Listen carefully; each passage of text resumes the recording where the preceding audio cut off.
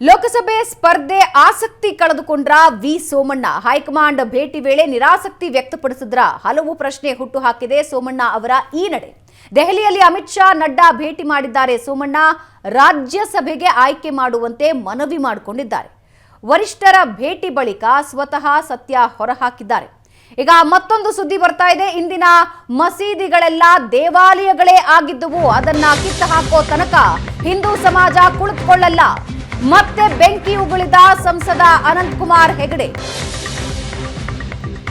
ಭಟ್ಕಳದ ಚಿನ್ನದಪಳ್ಳಿಯ ಮಸೀದಿ ಹಿಂದೂ ದೇವಾಲಯವಾಗಿತ್ತು. ಶಿರಸಿಯ ಸಿಪಿ ಬಜಾರ್ನ ಮಸೀದಿ ವಿಜಯ ವಿಠ್ಠಲ ದೇವಸ್ಥಾನವಾಗಿತ್ತು. ಶ್ರೀರಂಗಪಟ್ಟಣದಲ್ಲಿರುವ ದೊಡ್ಡ ಮಸೀದಿ ಮಾರುತಿ ದೇವಸ್ಥಾನವಾಗಿತ್ತು. ಎಲ್ಲಿ ಹೋದ್ರೂ ಅಲ್ಲಿ ಮಾರುತಿ ಮೂರ್ತಿ ಕಾಣುತ್ತೆ. ದೇಶದ ಮೂಲೆ ಮೂಲೆಗಳಲ್ಲಿ ಅಪಮಾನಗೊಂಡ ಸಂಕೇತಗಳಿವೆ. ಅದನ್ನ ಕಿತ್ತು ಹಾಕೋ ತನಕ ಹಿಂದೂ ಸಮಾಜ ಸುಮ್ಮನೆ ಕೂತ್ಕೊಳ್ಳಲ್ಲ. ಇದು ಅನಂತಕುಮಾರ್ ಹೆಗಡೆ ತೀರ್ಮಾನವಲ್ಲ, ಹಿಂದೂ ಸಮಾಜದ ತೀರ್ಮಾನ. ಅನಂತಕುಮಾರ್ ಹೆಗಡೆ ಮಾತಿದು.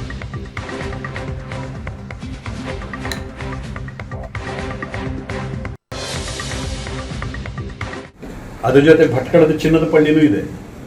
ನಮಗೇನು ಮುಲಾಜ್ ಗಿಲಾಜ್ ಇಲ್ಲ. ಪತ್ರಿಕೆಯವ್ರು ನೇರವಾಗೇ ಬರ್ಕಳ್ರಿ. ಇದನ್ನ ಥ್ರೆಟ್ ಅಂತ ಬೇಕಾದ್ರೂ ಅನ್ಕೊಳ್ರಿ ಕೆಲವು ಮಂದಿ, ಏನೂ ತೊಂದರೆ ಇಲ್ಲ, ಮಾಡೋದು ಗ್ಯಾರಂಟಿಯೇ. ಇದು ಹಿಂದೂ ಸಮಾಜದ ತೀರ್ಮಾನ, ಅನಂತಕುಮಾರ್ ಹೆಗಡೆಯ ತೀರ್ಮಾನ ಅಲ್ಲ, ಇದು ಹಿಂದೂ ಸಮಾಜದ ತೀರ್ಮಾನ. ಶಿರಸಿಯ ವಿಜಯ ವಿಠ್ಠಲ ದೇವಸ್ಥಾನ, ಇವತ್ತು ಸಿಪಿ ಬಜಾರದಲ್ಲಿರ್ತಕ್ಕಂಥ ಮಸೀದಿ ಏನಿದೆ ದೊಡ್ಡದು, ಅದು ವಿಜಯ ವಿಠ್ಠಲ ದೇವಸ್ಥಾನ. ಶ್ರೀರಂಗಪಟ್ಟಣದಲ್ಲಿರ್ತಕ್ಕಂಥ ದೊಡ್ಡ ಮಸೀದಿ ಅಂತ ಕರೀತಾರಲ್ಲ, ಅದು ಮಾರುತಿ ದೇವಸ್ಥಾನ. ಇವತ್ತು ಹೋದ್ರೆ ಮಾರುತಿ ಮೂರ್ತಿ ಕಾಣುತ್ತೆ. ಸೊ ಹೀಗೆ ದೇಶದ ಮೂಲೆ ಮೂಲೆಗಳಲ್ಲಿ, ಹಳ್ಳಿಯ ಮೂಲೆ ಮೂಲೆಗಳಲ್ಲಿ ಅಪಮಾನಗೊಂಡಿರ್ತಕ್ಕಂಥ ಅನೇಕ ಸಂಕೇತಗಳಿದಾವೆ.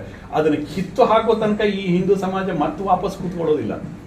ಈ ರಣಭೈರವ ಎದ್ದಾಗಿದೆ. ಈಗ ಇನ್ನು ಮತ್ತೆ ಕೂತ್ಕೊಳ್ಳೋ ಪ್ರಶ್ನೆ ಇಲ್ಲ.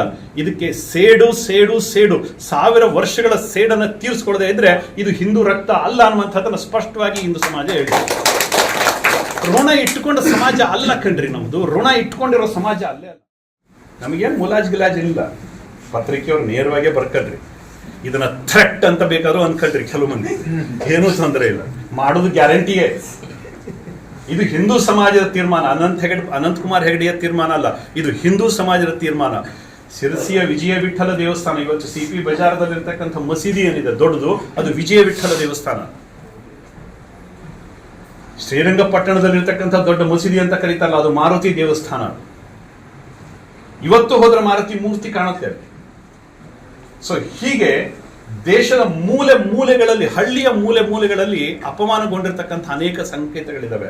ಅದನ್ನು ಕಿತ್ತು ಹಾಕೋ ತನಕ ಈ ಹಿಂದೂ ಸಮಾಜ ಮತ್ತೆ ವಾಪಸ್ ಕೂತ್ಕೊಳ್ಳೋದಿಲ್ಲ. ಈ ರಣಭೈರವ ಎದ್ದಾಗಿದೆ. ಈಗ ಇನ್ನು ಮತ್ತೆ ಕೂತ್ಕೊಳ್ಳೋ ಪ್ರಶ್ನೆ ಇಲ್ಲ.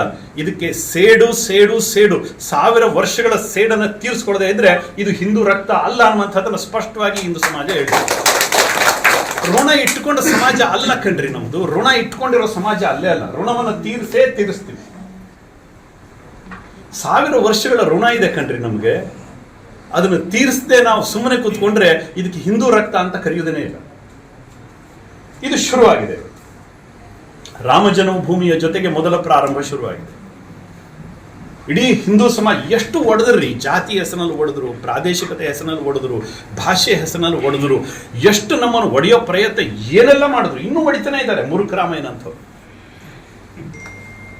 ಎಷ್ಟು ಒಡೆದ್ರು, ಆದರೂ ಕೂಡ ಹಿಂದೂ ಸಮಾಜ ಇವತ್ತು ಒಟ್ಟಾಗಿ ನಿಂತ್ಕೊಂಡಿದೆ, ಎದ್ದಿದೆ, ರಣಭೈರವನಾಗಿ ನಿಂತ್ಕೊಂಡಿದೆ ಇವತ್ತು. ಇದಕ್ಕೆ ಹೊಸ ಗೆಲುವನ್ನ ಮುಂದಿನ ಶತಮಾನದಲ್ಲಿಯೂ ನಾವು ಕಾಣೋ ಹಾಗಾಗಬೇಕು. ಅದಕ್ಕೋಸ್ಕರ ಅಮಿತ್ ಶಾ ಹೇಳಿದ್ರು, ಈ ಬಾರಿಯ ನಮ್ಮ ಗೆಲುವು ಹೇಗಿರ್ಬೇಕಂದ್ರೆ ಮುಂದಿನ ದಿವಸದಲ್ಲಿ ಅದನ್ನು ಅಳಿಸ್ಲಿಕ್ಕೆ ನಮ್ಮ ಹತ್ರ ಆಗ್ಬಾರ್ದು. ಹೊಡೆತ ಹೇಗಿರ್ಬೇಕಂತಂದ್ರೆ ಅವನಿಗೆ ಪುನರ್ಜನ್ಮನೂ ಸಿಗಬಾರ್ದು. ಈ ಜನ್ಮ ಅಂತೂ ಕಳೆದೋಗತ್ತೆ, ಮುಂದಿನ ಜನ್ಮದಲ್ಲಿಯೂ ಕೂಡ ಅವನು ಇವತ್ತೇ ಸಾಯ್ಬೇಕು. ಹೊಡೆತ ಹೇಗಿರ್ಬೇಕು ಅಂತ. ಸೊ ಈ ನಿಟ್ಟಿನ ನಮ್ಮ ಹೊಡೆತ ವಿರೋಧಿಗಳಿಗೆ ಆಗ್ಬೇಕು. ಕಾಂಗ್ರೆಸ್ ನಮ್ಮ ವಿರೋಧಿ ಅಲ್ಲ. ಕಾಂಗ್ರೆಸ್ಸಿಗೆ ನಮ್ಮನ್ನು ವಿರೋಧ ಮಾಡೋ ಕೆಪಾಸಿಟಿನೇ ಇಲ್ಲ. ನಮ್ಮ ವಿರೋಧಿಗಳು ನಮ್ಮ ತಲೆಯಲ್ಲಿ ಹುಚ್ಚು ಹುಳವನ್ನು ಬಿಡ್ತಾರಲ್ಲ, ಹಿಂದುತ್ವದ ವಿರೋಧಿ ಹುಳುಗಳು, ಸನಾತನದ ವಿರೋಧಿ ಹುಳುಗಳು, ಇದನ್ನೆಲ್ಲ ಮಾಡ್ತಾ ಇರ್ತಲ್ಲ, ಅವರು ನಮ್ಮ ವಿರೋಧಿಗಳು. ಈ ಕಾಂಗ್ರೆಸ್ ನಮ್ಮ ವಿರೋಧ ಅಲ್ಲೇ ಅಲ್ಲ, ಅದು ರಾಜಕಾರಣಕ್ಕೋಸ್ಕರ ಅದು ಇದು ಒದರಾಡ್ತಾ ಇರ್ತಕ್ಕಂಥದ್ದು. ನಮ್ಮ ವಿರೋಧಿ ಸಿದ್ದರಾಮಯ್ಯ, ಕಾಂಗ್ರೆಸ್ ಅಲ್ಲ. ಯಾಕಂದ್ರೆ ಆ ಗತಿಗೆಟ್ಟ ಮಾನಸಿಕತೆ ಏನಿದೆ, ಹರಾಜಾಗಿ ಹೋಗಿರ್ತಕ್ಕಂಥ ಅಲ್ಪಸಂಖ್ಯಾತರ ಓಟಿಗೆ ಹರಾಜಾಗಿ ಹೋಗಿರ್ತಕ್ಕಂಥ ಮಾನಸಿಕತೆ ಏನಿದೆ, ಅದು ನಮ್ಮ ವಿರೋಧ. ರಾಜಕೀಯ ವಿರೋಧ ಅಲ್ಲ. ರಾಜಕೀಯ ಡೆಮೋಕ್ರಸಿಯಲ್ಲಿ ಒಂದು ಪಕ್ಷ ಬರುತ್ತೆ, ಒಂದು ಪಕ್ಷ ಹೋಗುತ್ತೆ, ಇದು ಸ್ವಾಭಾವಿಕ. ನಾಳೆ ನಾವೇನು ಪರ್ಮನೆಂಟ್ ಇರುವುದಿಲ್ಲ, ಮತ್ತೊಂದು ಪಕ್ಷ ಬರುತ್ತೆ. ಆದ್ರೆ ಆ ಗತಿಗೆಟ್ಟ ಮಾನಸಿಕತೆ ಏನಿದೆ, ಅದು ನಮ್ಮ ವಿರೋಧ. ಅದಕ್ಕೆ ನಮ್ಮ ವಿರೋಧ. ಅಹಿಂದೂ ಮಾನಸಿಕತೆ, ಅದು ನಮ್ಮ ವಿರೋಧ. ರಾಮ ಜನ್ಮಭೂಮಿ ಇನ್ವಿಟೇಷನ್ ರಾಮ ಜನ್ಮಭೂಮಿ ಇನ್ವಿಟೇಷನ್ ನಮಗೆ ಬಂದಿಲ್ಲ, ಆಮೇಲೆ ಬಂದ್ರು ನಾನು ಹೋಗುದಿಲ್ಲ ಅಂತಂದ್ರು. ನೀನ್ ಬರ್ಲಿ ಬಿಡು, ರಾಮ ಜನ್ಮಭೂಮಿಯನ್ನು ನಿಲ್ಲುವುದಿಲ್ಲ ಮಗನೇ. ಇವತ್ತು ಹೇಳ್ತಾರೆ ಹೋಗ್ತೀನಿ, ಅವತ್ತು ಹೋಗುದಿಲ್ಲ, ಆಮೇಲೆ ಹೋಗ್ತೀನಿ ನಾನು ಅಂತ. ಅಂದ್ರೆ ಹಿಂದೂ ಸಮಾಜದ ತಾಕತ್ತು ಕಂಡ್ರಿ ಇದು. ಕೇವಲ 8 ದಿವಸಗಳಲ್ಲಿ ಧ್ವನಿ ಬದಲಾಯಿತು. ಮೊದಲು ಇನ್ವಿಟೇಷನ್ ಬಂದಿಲ್ಲ ಅಂದ್ರು, ಆಮೇಲೆ ಇನ್ವಿಟೇಷನ್ ಬಂದ್ರು ಹೋಗುದಿಲ್ಲ ಅಂತಂದ್ರು. ಇವತ್ತು ಹೋಗ್ತೀನಿ, ನಾನು 22ಕ್ಕೆ ಹೋಗುದಿಲ್ಲ, ಆಮೇಲೆ ಹೋಗ್ತೀನಿ ಅಂತ ಅಂದ್ರು. ಇದು ಹಿಂದೂ ಸಮಾಜದ ದಮ್.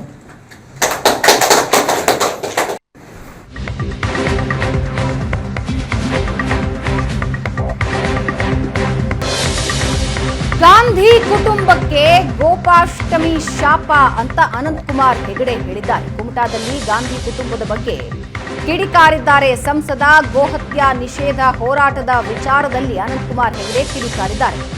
ಇಂದಿರಾ ಗಾಂಧಿ ಪ್ರಧಾನಿಯಾಗಿದ್ದಾಗ ಗೋಹತ್ಯಾ ನಿಷೇಧದ ಬಗ್ಗೆ ಆಂದೋಲನ ನಡೆದಿತ್ತು. ಆ ಆಂದೋಲನದಲ್ಲಿ ಸಾವಿರಾರು ಸಂತರು ಭಾಗವಹಿಸಿದ್ರು. ಇಂದಿರಾ ಗಾಂಧಿಯ ಸಮ್ಮುಖದಲ್ಲೇ ಗೋಲಿಬಾರ್ ಆಯಿತು ಅಂದಿದ್ದಾರೆ.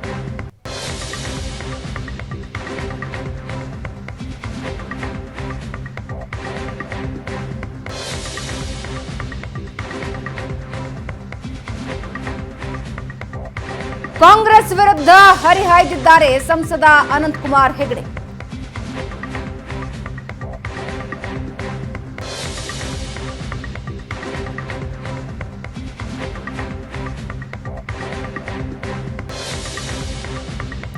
ಹತ್ತಾರು ಮಂದಿ ಸಂತರು ಸತ್ತರು, ನೂರಾರು ಗೋವುಗಳನ್ನ ಗುಂಡಿಟ್ಟು ಕೊಂದ್ರು. ಆಗ ಸ್ವಾಮೀಜಿಯೊಬ್ಬರು ಗೋಪಾಷ್ಟಮಿ ದಿನ ಅಂತ್ಯವಾಗಲೆಂದು ಶಾಪ ಕೊಟ್ಟಿದ್ರು. ಇಂದಿರಾ ಗಾಂಧಿಗೆ ಗುಂಡಿಟ್ಟು ಕೊಂದ ದಿನವೂ ಗೋಪಾಷ್ಟಮಿ. ಅನಂತಕುಮಾರ್ ಹೆಗಡೆ ಮಾತಿದು. ಸಂಜಯ್ ಗಾಂಧಿ ಗೋಪಾಷ್ಟಮಿ ದಿನ ಏರ್ ಕ್ರಾಶ್ನಲ್ಲಿ ಸತ್ತರು.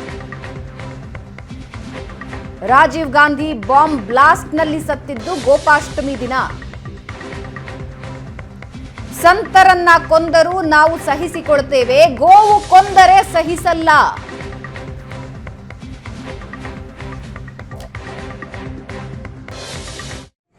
ಇಂದಿರಾ ಗಾಂಧಿ ಪ್ರಧಾನಮಂತ್ರಿ ಆಗಿದ್ರು. ಅವತ್ತಿನ ದಿನ ಗೋಹತ್ಯೆ ನಿಷೇಧದ ಬಗ್ಗೆ ತುಂಬಾ ದೊಡ್ಡ ಆಂದೋಲನ ನಡೀತು. ಆ ಆಂದೋಲನದಲ್ಲಿ ಸಂತರು ಕೂಡ ಸತ್ರು, ಸಾವಿರಾರು ಸಂತರು ಭಾಗವಹಿಸಿದ್ರು. ಸಾವಿರಾರು ಸಂಖ್ಯೆಯಲ್ಲಿ ಗೋವುಗಳು ಕೂಡ ಭಾಗವಹಿಸಿದ್ವು. ಗೋಲಿಬಾರ್ ಆಯಿತು. ಹತ್ತಾರು ಮಂದಿ ಸಂತರು ಸತ್ರು. ಇಂದಿರಾ ಗಾಂಧಿ ಪ್ರಧಾನಮಂತ್ರಿ ಆಗಿದ್ದಾಗ ಇಂದಿರಾ ಗಾಂಧಿಯ ಸಮ್ಮುಖದಲ್ಲಿ ಇದು ನಡೀತು. ಹತ್ತಾರು ಮಂದಿ ಸಂತರು ಸತ್ರು, ನೂರಾರು ಗೋವುಗಳನ್ನು ಗುಂಡಿಟ್ಟು ಕೊಂದ್ರು. ಅವತ್ತಿನ ದಿನ ಕರಪಾತ್ರಿ ಮಹಾರಾಜ್ ಅಂತ ಒಬ್ಬರಿದ್ದ, ಕಾಶಿಯಲ್ಲಿರ್ತಕ್ಕಂಥವ್ರು, ತುಂಬಾ ದೊಡ್ಡ ತಪಸ್ವಿಗಳು. ಅವರನ್ನ ನಡೆದಾಡುವ ದೇವರು ಅಂತ ಕರೀತಾರೆ. ಡೆಲ್ಲಿ ನಮ್ಮ ಮನೆಗೆ ಆಗಾಗ ಅವರ ಶಿಷ್ಯರು ಬರ್ತಾ ಇರ್ತಾರೆ. ನಮ್ಮ ಪುಣ್ಯ ಅದು. ಕರಪಾತ್ರಿ ಮಹಾರಾಜ್ ಅಂತ ಇದ್ರು. ಅವ್ರು ಹೇಳಿದ್ರು, ಬಹುತೇಕ ನಿಮ್ಗೆಲ್ಲ ಹಿಂದಿ ಅರ್ಥ ಆಗತ್ತೆ ಅಂತ ನಾನು ಭಾವಿಸಿದ್ದೀನಿ. ಅವ್ರು ಹೇಳಿದ್ರು, संतों का तो खून बह गया, हम माफ कर देते हैं. संतों का तो खून बह गया, हम माफ कर देते हैं, लेकिन जिन्होंने गोवध की है, गोहत्या की है, हम माफ नहीं कर सकते. भगवान भी माफ नहीं कर सकता. इंदिरा गांधी शाप कोट्ರು, तुम्हारा कुल गोपाष्टमी के दिन ही अंत होगा. ಏರ್ ಕ್ರಾಶ್ ನಲ್ಲಿ ಸಂಜಯ್ ಗಾಂಧಿ ಸತ್ತಿದ್ದು ಗೋಪಾಷ್ಟಮಿ, ಇಂದಿರಾ ಗಾಂಧಿಗೆ ಗುಂಡಿಟ್ಟು ಕೊಂದಿದ್ದು ಗೋಪಾಷ್ಟಮಿ, ರಾಹುಲ್ ಗಾಂಧಿ ಬಾಂಬ್ ಬ್ಲಾಸ್ಟ್ ಅಲ್ಲಿ ಸತ್ತಿದ್ದು ಗೋಪಾಷ್ಟಮಿ. ರಾಜೀವ್ ಗಾಂಧಿ, ಇಂದಿರಾ ಗಾಂಧಿ ಪ್ರಧಾನಮಂತ್ರಿ ಆಗಿದ್ರು. ಅವತ್ತಿನ ದಿನ ಗೋಹತ್ಯೆ ನಿಷೇಧದ ಬಗ್ಗೆ ತುಂಬಾ ದೊಡ್ಡ ಆಂದೋಲನ ನಡೀತು. ಆ ಆಂದೋಲನದಲ್ಲಿ ಸಂತರು ಕೂಡ ಸತ್ರು. ಈ ಬಗ್ಗೆ ಇನ್ನಷ್ಟು ಡೀಟೇಲ್ಸ್ ಹಂಚ್ಕೊಳ್ತಾರೆ ನಮ್ಮ ಪ್ರತಿನಿಧಿ ಭರತ್. ನಮ್ಮ ಜೊತೆ ದೂರವಾಣಿ ಸಂಪರ್ಕದಲ್ಲಿದ್ದಾರೆ. ಭರತ್, ಅನಂತಕುಮಾರ್ ಹೆಗಡೆ ಸದ್ಯದ ಮಟ್ಟಿಗೆ ಸೈಲೆಂಟ್ ಆಗಿದ್ರು, ಆದರೆ ಎಲೆಕ್ಷನ್ ಹತ್ರ ಬರ್ತಾ ಬರ್ತಾ ಅವರ ಹೇಳಿಕೆಗಳು ಒಂದೊಂದಾಗಿ ಹೊರಗೆ ಬರ್ತಾ ಇವೆ. ಈಗ ರಾಜೀವ್ ಗಾಂಧಿ, ಸಂಜಯ್ ಗಾಂಧಿ, ಇಂದಿರಾ ಗಾಂಧಿ ವಿರುದ್ಧವೂ ವಾಗ್ದಾಳಿ ನಡೆಸಿದ್ದಾರೆ. ಜೊತೆಗೆ ಸಂತರ ಶಾಪ ಅಂತೆಲ್ಲ ಹೇಳ್ತಿದ್ದಾರೆ. ಅನಂತಕುಮಾರ್ ಹೆಗಡೆ ಹೇಳಿಕೆ ಹಿನ್ನೆಲೆ ಏನು? ಎಸ್ ಭಾವನಾ, ಉತ್ತರ ಕನ್ನಡ ಜಿಲ್ಲೆಯಲ್ಲಿ ಈಗ ಸಂಸದ ಅನಂತಕುಮಾರ್ ಹೆಗಡೆ ಅವರು ಮತ್ತೆ ಆಕ್ಟಿವ್ ಆಗಿದ್ದಾರೆ. ಅದಲ್ಲದೆ ಜಿಲ್ಲೆಯ ಪ್ರತಿಯೊಂದು ತಾಲೂಕುಗಳಲ್ಲಿಯೂ ಕೂಡ ಕಾರ್ಯಕರ್ತರ ಒಂದು ಸಭೆ ನಡೆಸಿದ್ದಾರೆ. ಕುಮಟದಲ್ಲಿ ನಡೆದಂತ ಸಭೆಯಲ್ಲಿ ಈಗ ಒಂದು ವಿವಾದ ಸೃಷ್ಟಿಯಾಗಿರುವಂತದ್ದು.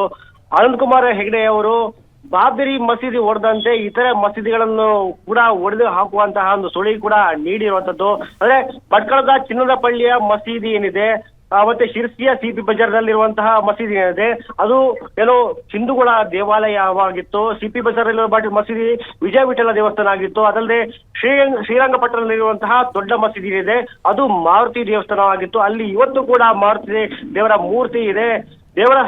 ದೇಶದ ಮೂಲೆ ಮೂಲೆಗಳಲ್ಲಿ, ಹಳ್ಳಿಯ ಮೂಲೆ ಮೂಲೆಗಳಲ್ಲಿ ಅಪಮಾನಗೊಂಡ ಸಂಕೇತಗಳಿವೆ. ಅದನ್ನು ಕಿತ್ತು ಹಾಕುವ ತನಕ ಹಿಂದೂ ಸಮಾಜ ಮತ್ತೆ ಕುತ್ಕೊಳ್ಳಲ್ಲ ಎಂದು ಒಂದು ಹೇಳಿಕೆ ನೀಡಿರುವಂತದ್ದು. ಇದರಿಂದಾಗಿ ಮತ್ತೆ ಹೇಳ್ಕೊಂಡು ನಮ್ಗೇನು ಮುಲಾಜಿಲ್ಲ, ಪತ್ರಿಕೆಯವರು ಏನ್ ಬೇಕಾದ್ರೂ ಬರ್ಕೊಳ್ಳಿ, ಅದು ನಮಗೆ ತೆಟ್ಟಬೇಕು ಅನ್ಕೊಳ್ಳಿ, ನಾವು ಅದನ್ನು ಮಾಡುವಂತ ಗ್ಯಾರಂಟಿ. ಇದು ಹಿಂದೂ ಸಮಾಜ ತೀರ್ಮಾನ, ತೀರ್ಮಾನ ಅಲ್ಲ ಅಂತ ಹೇಳ್ಕೊಂಡಿರುವಂತದ್ದು. ಸೊ ಈ ಮೂಲಕ ಮತ್ತೆ ಒಂದು ವಿವಾದ ಸೃಷ್ಟಿ ಮಾಡಿಕೊಂಡಿರುವಂತದ್ದು. ಅದಲ್ಲದೆ ಇವರು ಸಿದ್ದರಾಮಯ್ಯ ಅವರನ್ನು ಕೂಡ ಟಾರ್ಗೆಟ್ ಮಾಡಿದ್ದಾರೆ. ಸಿದ್ದರಾಮಯ್ಯ ಅವರನ್ನು ಮೂರ್ಖರಾಮಯ್ಯ ಎಂದು ಹೇಳುವ ರೀತಿಯಲ್ಲಿ ಒಂದು ಟಾರ್ಗೆಟ್ ಮಾಡಿರುವಂತದ್ದು. ಅಂದ್ರೆ ಇವರ ಪ್ರಕಾರ ಕಾಂಗ್ರೆಸ್ ನಮ್ಮ ವಿರೋಧಿ ಅಲ್ಲ, ಆದ್ರೆ ಸಿದ್ದರಾಮಯ್ಯನಂತಹ ವಿಚಾರ ಏನು ಅಂತ ಅವರ ಹೊಂದಿರುವಂತಹ ವಿಚಾರ ಏನಿದೆ ಅಂತ ವ್ಯಕ್ತಿಗಳು ನಮ್ಗೆ ವಿರೋಧಿಗಳಾಗಿದ್ದಾರೆ, ಆ ರೀತಿಯಲ್ಲಿ ಒಂದು ಹೇಳಿಕೆ ನೀಡುವಂತದ್ದು. ಅದಲ್ಲದೆ ಮಾಜಿ ಪ್ರಧಾನಿಯಾಗಿರುವಂತಹ ಇಂದಿರಾ ಗಾಂಧಿ ಅವರ ಕುಟುಂಬಕ್ಕೆ ಕೂಡ ಈ ಹಿಂದೆ ಇದ್ದ ಶಾಪದ ಬಗ್ಗೆ ಕೂಡ ಹೇಳಿರುವಂತದ್ದು. ಇಂದಿರಾ ಗಾಂಧಿ ಅವರು ಈ ಹಿಂದೆ ಏನೋ ಒಂದು ಆಂದೋಲನ ನಡೆದಿತ್ತು. ಆ ಆಂದೋಲನ ಸಂದರ್ಭದಲ್ಲಿ ಅವರು ಗೋಲಿಬಾರಿ ನಡೆಸಿದ್ರು. ಅದರಿಂದಾಗಿ ಸಂತರು ಹಾಗೂ ಸಾವಿರಾರು ದನಗಳು, ಗೋವುಗಳು ಸಾವನ್ನಪ್ಪಿತ್ತು. ಇದರಿಂದಾಗಿ ಅವರು ಅವರಿಗೆ ಶಾಪ ನೀಡಿದ್ರು. ಆ ಶಾಪದ ಪರಿಣಾಮ ಅಂದ್ರೆ ಗೋಕುಲಾಷ್ಟಮಿಯ ದಿನದಂದೇ ಅವರ ಕುಟುಂಬ ಸರ್ವನಾಶ ಆಗ್ಲಿ ಒಂದು ಶಾಪವಾಗಿತ್ತು. ಈ ಹಿನ್ನೆಲೆಯಲ್ಲೇ ಅವರ ಕುಟುಂಬ ಏನಿದೆ, ಅವ್ರ ಮಕ್ಕಳಿದ್ದಾರೆ ಅಥವಾ ಇಂದಿರಾ ಗಾಂಧಿ ಇದ್ದಾರೆ, ಅವರು ಅದೇ ದಿನವಾಗಿ ಸತ್ತು ಹೋಗಿದ್ರು ಎಂದು ಒಂದು ಹೇಳಿಕೆ ನೀಡಿರುವಂತದ್ದು. ಇನ್ನು ಹೇಳುವ ಬರದಲ್ಲಿ ಒಂದು ಮಿಸ್ಟೇಕ್ ಕೂಡ ಮಾಡ್ಕೊಂಡಿದ್ದಾರೆ. ರಾಜೀವ್ ಗಾಂಧಿ ಹೇಳೋ ಬದಲು ರಾಹುಲ್ ಗಾಂಧಿ ಅವರು ಏನೋ ಬಾಂಬ್ ಬ್ಲಾಸ್ಟ್ ಅಲ್ಲಿ ಸತ್ತು ಹೋಗಿದ್ರು ಅಂತ ಹೇಳಿದ್ರು. ಸೊ ಬಳಿಕ ಇದನ್ನು ಕರೆಕ್ಷನ್ ಮಾಡ್ಕೊಂಡಿದ್ದಾರೆ. ಸೊ ಈಗ ಅನಂತಕುಮಾರ್ ಅವರು ಆಕ್ಟಿವ್ ಆಗಿದ್ದಾರೆ, ಹೌದು, ಆದ್ರೆ ಅವರು ನೀಡುವಂತಹ ಹೇಳಿಕೆ ಇದೆ, ಅದು ಜಿಲ್ಲೆಯಲ್ಲಿ ಸಾಕಷ್ಟು ವಿವಾದ ಸೃಷ್ಟಿಯಾಗ್ತಿದೆ. ಸೊ ಇದರಿಂದಾಗಿ ಮುಂದಿನ ದಿನಗಳಲ್ಲಿ ಜಿಲ್ಲೆಯಲ್ಲಿ ಅಶಾಂತಿ ಸೃಷ್ಟಿಯಾಗುವ ಸಾಧ್ಯತೆ ಹೆಚ್ಚಾಗಿದೆ. ಭಾವನಾ, ಮತ್ತೊಂದು ಸಲ ಹಿಂದುತ್ವದ ಟ್ರಂಪ್ ಕಾರ್ಡ್ ಬಳಕೆ ಮಾಡ್ತಾ ಇದ್ದಾರೆ ಅನಂತಕುಮಾರ್ ಹೆಗಡೆ. ಕಳೆದ ಬಾರಿಯ ವಿಧಾನಸಭಾ ಎಲೆಕ್ಷನ್ನಲ್ಲೂ ಕೂಡ ಪ್ರಚಾರಕ್ಕೆ ಹೋಗಿರಲಿಲ್ಲ. ಮೋದಿ ಅಂಕೋಲಾಗ್ ಬಂದಾಗಲೂ ಕೂಡ ಅನಂತಕುಮಾರ್ ಹೆಗಡೆ ಬಂದಿರಲಿಲ್ಲ. ನಾನು ರಾಜಕೀಯದಲ್ಲಿ ಇಲ್ಲ, ನಾನು ಮುಂದೆ ಎಲೆಕ್ಷನ್ ಕಂಟೆಸ್ಟ್ ಮಾಡಲ್ಲ ಅಂದ್ರು. ಆದರೆ ದಿನಗಳ ಹತ್ರ ಬರ್ತಾ ಇದ್ದ ಹಾಗೆ ಮತ್ತೆ ಎಲೆಕ್ಷನ್ ಕಡೆ ಮುಖ ಮಾಡಿದ್ದಾರೆ. ಸೊ ಫುಲ್ ಆಕ್ಟಿವ್ ಆಗಿದ್ದಾರೆ ಹಾಗಾದ್ರೆ ಅನಂತಕುಮಾರ್ ಹೆಗಡೆ. ಎಸ್ ಭಾವನಾ, ಈ ಹಿಂದೆ ಏನು ಪ್ರಧಾನಿ ಮೋದಿ ಅವರು ಬಂದಾಗ ಕೂಡ ಅನಂತಕುಮಾರ್ ಹೆಗಡೆ ಎಲ್ಲೂ ಕಾಣಿಸ್ಲಿಲ್ಲ. ರಾಷ್ಟ್ರದ ಹಾಗೂ ರಾಜ್ಯದ ಮುಖಂಡರು ಬಂದಾಗ ಕೂಡ ಎಲ್ಲೂ ಕಾಣಿಸಿರಲಿಲ್ಲ. ಆದ್ರೆ ಈಗ ಸಡನ್ ಆಗಿ ಏನು ಚುನಾವಣೆ ಹತ್ರ ಬರ್ತಿದ್ದಂತೆ ಮತ್ತೀಗ ಕಾಣಿಸ್ಕೊಂಡಿದ್ದಾರೆ. ಈ ಬಾರಿ ಅನಂತಕುಮಾರ್ ಹೆಗಡೆಗೆ ಅವರಿಗೆ ಟಿಕೆಟ್ ನೀಡುವಂತದ್ದು ಕನ್ಫರ್ಮ್ ಆಗಿರುವಂತದ್ದು. ಅವರು ಟಿಕೆಟ್ ಕೂಡ ಪಡೆಯಲೇಬೇಕಾದ ಪರಿಸ್ಥಿತಿ ಕೂಡ ಇದೆ. ಯಾಕಂದ್ರೆ ಬಿಜೆಪಿಯಲ್ಲಿ ಉಳಿದಂತಹ ಏನೋ ಒಂದು ಆಸ್ಪಿರೆಂಟ್ಸ್ ಕೂಡ ಈಗ ಕಾಣಿಸ್ಕೊಂಡಿರುವಂತದ್ದು. ಸೊ ಆ ನಡುವೆ ಅನಂತಕುಮಾರ್ ಹೆಗಡೆ ಅವರು ಈಗ ಮತ್ತೆ ವಾಪಸ್ ಕಾಣಿಸ್ಕೊಂಡು ಟಿಕೆಟ್ ಪಡೆಯುವಲ್ಲಿ ಸಾಕಷ್ಟು ಒಂದು ಸಫಲ ಆಗ್ತಿದ್ದಾರೆ. ಈ ನಡುವೆ ಈಗ ಮತ್ತೆ ಏನು ಹಿಂದುತ್ವದ ಟ್ರಂಪ್ ಕಾರ್ಡ್ ಹಿಡ್ಕೊಂಡು ಜಿಲ್ಲೆಯಲ್ಲಿ ಮತ್ತೆ ಮತಗಳನ್ನು ಪಡೆಯುವತ್ತ, ಮತಗಳನ್ನು ಬೇಟೆಯಾಡುವತ್ತ ಮುಂದುವರಿರುವಂತದ್ದು. ಸೊ ಬಿಜೆಪಿಯ ಕಾರ್ಯಕರ್ತರು ಹಾಗೂ ಮೂಲ ಬಿಜೆಪಿಗರಿದ್ದಾರೆ, ಅವರನ್ನು ಕೂಡ ಬಳಸಿಕೊಂಡು ತಮ್ಮ ಏನು ಶಕ್ತಿ ಪ್ರದರ್ಶನ ನಡೆಸಿದ್ದಾರೆ. ವಾಪಸ್ ಬರ್ತೀನಿ ಭರತ್. ಈಗ MLC ನಾಗರಾಜ್ ಯಾದವ್ ನಮ್ಮ ಜೊತೆ ಫೋನ್ ಸಂಪರ್ಕದಲ್ಲಿದ್ದಾರೆ.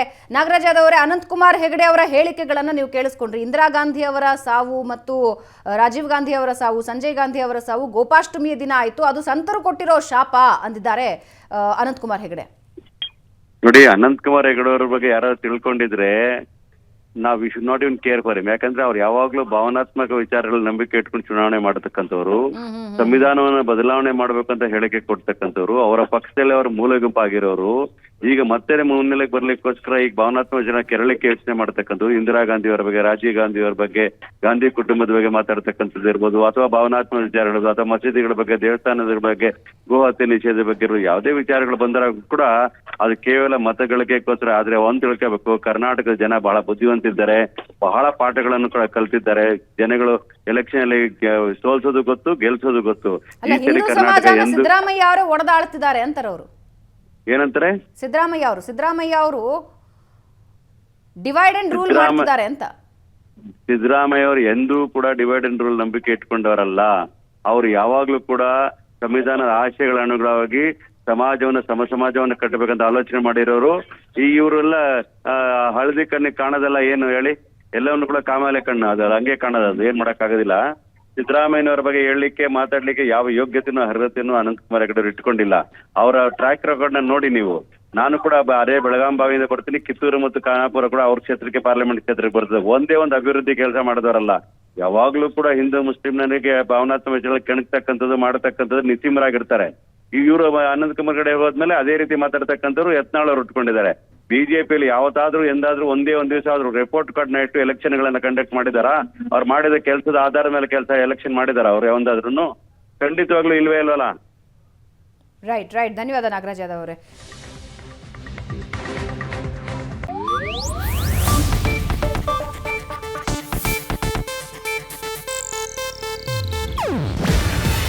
ಇದು ಏಷ್ಯಾನೆಟ್ ನ್ಯೂಸ್ ನೆಟ್ವರ್ಕ್ ಪ್ರಸ್ತುತಿ. ನೀವು ನೋಡ್ತಿದ್ದೀರಾ ಏಷ್ಯಾನೆಟ್ ಸುವರ್ಣ ನ್ಯೂಸ್.